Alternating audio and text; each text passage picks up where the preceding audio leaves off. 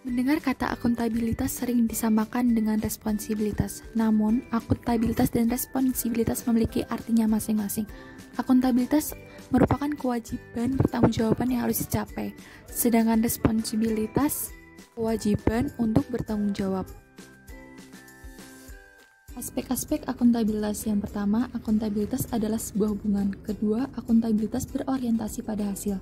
Ketiga, akuntabilitas membutuhkan adanya laporan. 4. Akuntabilitas memerlukan konsekuensi. 5. Atau yang terakhir, akuntabilitas memperbaiki kinerja. Fungsi utama akuntabilitas publik. Peran demokratis, menyediakan kontrol demokratis.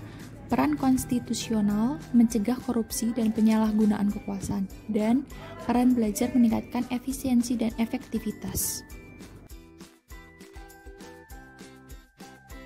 Akuntabilitas publik terbagi menjadi dua, akuntabilitas vertikal dan akuntabilitas horizontal.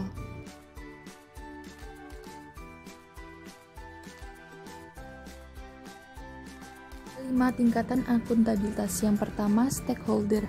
Yang kedua, organisasi. Yang ketiga, kelompok. 4, individu. 5, personal.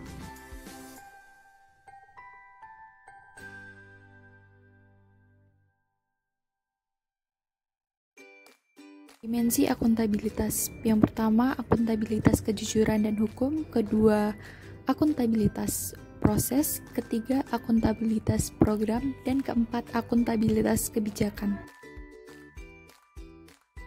Alat akuntabilitas. Yang pertama, ada perencanaan strategis. Kedua, kontrak kinerja. Dan ketiga, akuntabilitas kebijakan.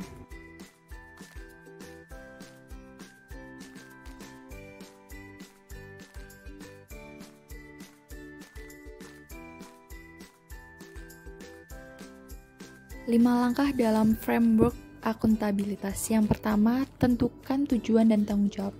Yang kedua, rencanakan apa yang akan dilakukan untuk mencapai tujuan. Dan yang ketiga, lakukan implementasi monitoring kemajuan. Keempat, berikan laporan secara lengkap. Dan kelima, berikan evaluasi dan masukan perbaikan. Akuntabilitas dalam organisasi. Yang pertama, transparansi dan akses informasi. Kedua, praktek kecurangan dan perilaku korup. Ketiga, penggunaan sumber daya milik negara. Keempat, penyimpanan dan penggunaan data dan informasi pemerintah. Kelima, konflik kepentingan.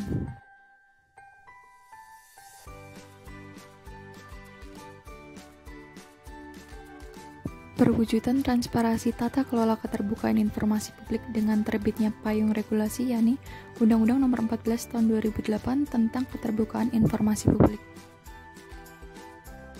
Praktek kecurangan atau fraud dan korup. Fraud yang diartikan sebagai sekumpulan tindakan yang tidak diizinkan dan melanggar hukum yang ditandai dengan adanya unsur kecurangan yang disengaja.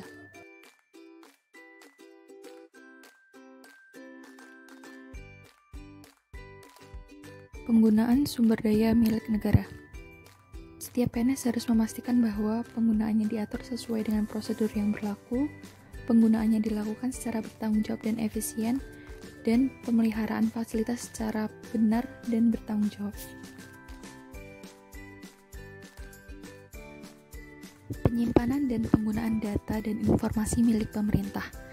Prinsip yang pertama, relevant information, atau dapat digunakan untuk mengevaluasi kondisi sebelumnya, saat ini, dan yang akan datang. Yang kedua, reliable information, atau dapat dipercaya. Ketiga, understandable information, atau dapat dipahami. Yang keempat, comparable information, dapat digunakan oleh pengguna untuk dibandingkan dengan institusi lain yang sejenis. Tipe konflik kepentingan, keuangan dan non-keuangan. Cara mengidentifikasi, yang pertama tugas publik dan kepentingan pribadi, kedua potensialitas, ketiga proporsionalitas, keempat presence of mind, dan kelima janji.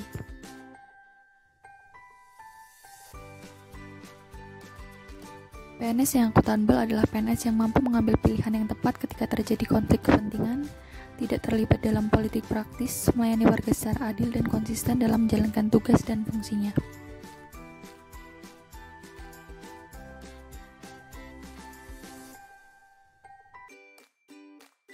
Prinsip-prinsip nasionalisme. Yang pertama, hasrat untuk mencapai kesatuan. Kedua, hasrat untuk mencapai kemerdekaan.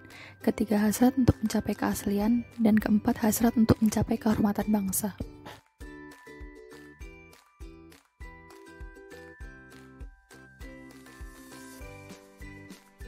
ASN sebagai pelaksana kebijakan publik. ASN harus memiliki karakter dan orientasi kepublikan yang kuat dan mampu mengaktualisasikannya dalam setiap langkah-langkah pelaksanaan kebijakan publik. ASN sebagai pelayan publik. Yang pertama, bersikap adil dan tidak diskriminasi dalam memberikan pelayanan kepada masyarakat. Yang kedua, profesional dan berintegritas dalam memberikan pelayanan. Ketiga, menjunjung tinggi nilai-nilai kejujuran, keadilan, tidak korupsi, transparan, akuntabel, dan memuaskan publik. ASN pemersatu bangsa dan negara, memiliki jiwa nasionalisme dan wawasan kebangsaan yang kuat, memiliki kesadaran sebagai penjaga kedaulatan negara, menjadi perangkat bangsa, dan mengupayakan situasi damai di seluruh wilayah Indonesia dan menjaga keutuhan NKRI.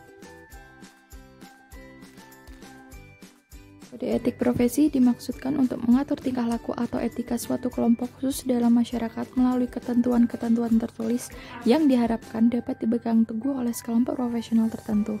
Oleh karena itu, dengan diterapkannya kode etik aparatur sipil negara, perilaku pejabat publik harus berubah. Pertama, berubah dari penguasa menjadi pelayan.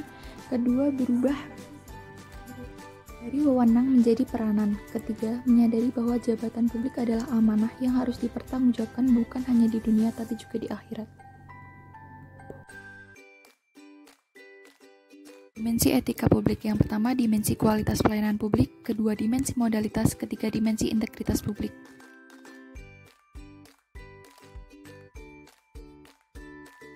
Dimensi kualitas pelayanan publik. Moral dalam etika publik menuntut lebih dari kompetensi teknis karena harus mampu mengidentifikasi masalah-masalah dan konsep etika yang khas dalam pelayanan publik. Dimensi modalitas terdiri dari akuntabilitas, transparansi, dan netralitas.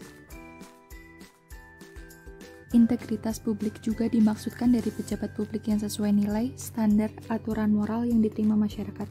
Integritas publik juga merupakan niat baik seorang pejabat publik yang didukung oleh institusi sosial seperti hukum, aturan kebiasaan, dan sistem pengawas.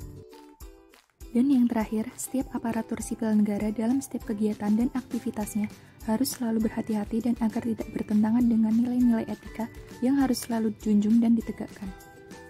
Sampai di sini intisari tentang akuntabilitas, nasionalisme, dan etika publik. Semoga bisa dapat dimengerti.